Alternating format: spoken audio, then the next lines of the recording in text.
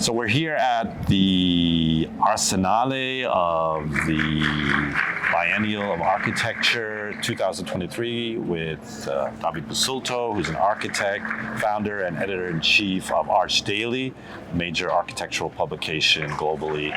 That's been around 15 years, 12 years? Actually, 16 years 16 since years. we started in Spanish. In Spanish. But 15 in English. We're going to talk a little bit about architecture biennials and architecture events like biennials and what their role in architecture culture is. So when was the first biennial here in Venice you came to, David? Good question. I think it was 2012. Right. David Chipperfield's Common Ground. Right. I don't remember if it was 12 or 14, but yeah, it was the Common Ground. What do you remember? Like, what did you expect? What you were going to see, and then what surprised you about this event? In general, what I expect is that the framework that the curators give really push all the participants. I think there has been always a very strong selection of the main curators because they have a view of the world that they are able to synthesize into one theme and in one question. Right. And I think that everybody really strives to find answers from their different perspectives. So for the Venice Biennale, the thing I appreciate the most is that to set a framework. Right. But also a framework that is timely, is to bring a question that is relevant, that in a way we are searching for such answers. Right. And the biennial in Venice is one of a number of architectural events. There's biennials in London, there's a biennial in Chile, for example. What do you feel are the roles of the biennial today in architecture culture? What are you seeing them do that you think is particularly effective or meaningful? Well, it's very interesting because we were having these kind of conversations during the week, and of course at the Venice Biennale sets a benchmark. I think most biennales even start having this one in mind. And what I find positive is that in every of these events, there is always a question that needs to be answered. They provide a platform, but also an increasing desire to take these discussions outside of the world of architecture. Right. Imagine that the Venice Biennale measures itself on the amounts of visitors that are hundreds of thousands during several months, and it's a growing number of people who are not directly architectural professionals, and that is very positive, and that I think is happening across different events they try to open. How do you see the nature of the exhibition in terms of this kind of appealing to a larger audience that are not just professionals in architecture or the construction sector? What kinds of things do you see that allow normal people to understand architecture? Well, I think that this is the biggest challenge because sometimes you see exhibits, national pavilions that have such a deep research that they have been doing for maybe for years even. And it's very hard and complex to transmit that into a way that is easy to digest. And that actually you can ask someone who visited that pavilion, what did you learn? What did you took with you after visiting this exhibit? So that I think is a challenge because sometimes there is a certain, let's say, limit into how much do you assume that the audience already knows, especially when there are architects. There are things that you don't need to explain. Right. But will outsiders understand it? So I think that this is a major challenge. This outsiders understanding architecture, we're living in a time when there is mass urbanization, many people are living in cities, architecture controls the way they live. In your experience at ArchDaily, can you explain this increasing role of cities and architecture for normal people? You think that people are starting to understand the hidden hand of architecture, so to speak, in their activities? Of course, today cities are the biggest challenge that we have as humanity, and this is not just something being discussed among architects, because people understand that a good or a bad city can directly affect their quality of life, and people are, and I feel that especially after the pandemic. Yeah, the pandemic was. There was a looking again into how we live, and who do you turn for answers? answers, of course, to the architects. And many people are asking why this is this way or this another way, or why it cannot be like I want it to be. And I think people are, it's like in any, let's say, market, when the consumers have a need and they press, the market needs to answer. If not, it's not going to work. Do you see, in your position at ArchDaily, you're seeing architecture from all over the world, and it's, a lot of architecture, for example, in this exhibition, Lesley, Lokko, the Laboratory of the Future, the African architecture community, or those linked to that, are very much, we're seeing them, people that we hadn't seen before. What do you, at ArchDaily, in terms of architects from the East or the South, do you see a different dynamic there in terms of how people are using architecture, or the role of architecture, as opposed to the modernized and more first world North and West? Completely, and I'm very happy because I come from Chile, and ArchDaily is a global media, but it was born in Chile. From our little corner in the world, we're really looking.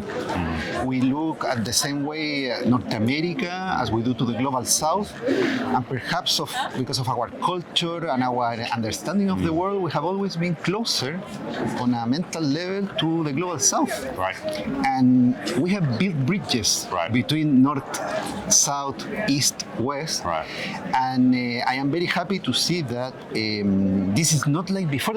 It was even like in a colonial aspect. What was being done in the north or in the centers was then sent as out, paper, exported. But now it's bidirectional, and I'm super happy to see how types bottom-up processes, innovation driven by necessity to do more with less. This is what is showing the world this new kind of architecture, and also very strong, I would say, kind of regionalism. In this globalization, everything started to look the same, but that made that people in different contexts will recover their own heritage, their own materials, the way of doing things. And this gives birth to a new architecture that is regional with strong identity. Right. And I think the role of the role of architectural publications on the internet, I think is very crucial. The accessibility that ArchDaily gives to architects from India or Indonesia to be able to present their architecture, but also to be part of a larger global dialogue, I think was important. So I want to give you credit for that, because I think that was very important. In Istanbul, we're in a place that's very old, and we're also thinking about architecture because the city is very much has many aspects of history and civilization. In turning a conversation to Istanbul and Turkey, you've had various visits to Istanbul. We're from Istanbul. What do you see as Istanbul's, and you just saw that we have this Turkish pavilion upstairs. What do you see the role of Istanbul, for example, in the work you see in ArchDaily or Turkey in terms of architecture? Here I see a very good connection, because one architect was telling me about ArchDaily. ArchDaily is like an old port. Right. And ports is where exchange happens, and you know that historically the port cities have been the richest, not only in resources, but also culturally, with mix of different cultures. And obviously Istanbul is this, and has always played a role between East and West, several layers of centuries of accumulated cultures. And it's very rich in that aspect, and I think that it maintains that position today. Maybe we do not see it because it has always been like this, but now you are seeing major global architects doing new cultural projects in Istanbul at the same time that the local architects continue to advance their discourse, their ideas. I think that this mix is very positive and continues to be a unique place in the world. You've been here for a day here looking at the exhibition by Lesley, Lokko, the Laboratory of the Future. What do you think of the approach she took with this laboratory and her focus on the African continent? Do you see a lot of projects from the African continent at ArchDaily, and what do you think will be the value of her curation looking forward?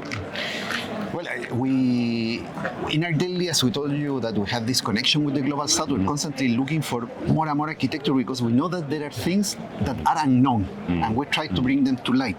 And in the same way here, they are giving a platform to voices that perhaps didn't have that chance. So that I think is opening a new window that is very interesting to learn from.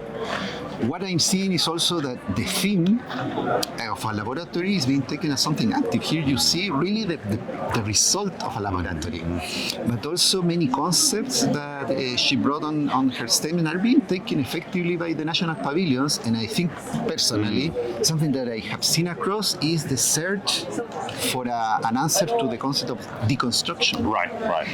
Borders, identities, architecture, or what an architecture exhibit means. And it has been developed by different pavilions in different ways. So that is a strong concept that I found this year. And lastly, you as somebody that writes about architecture and looks at a lot of architecture, what kind of things are you seeing going forward that are starting to interest you in terms of being an editor?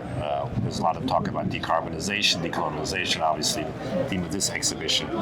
But what other things are you seeing that, through your kind of position as editor, that you feel is important that we should be looking at in the future?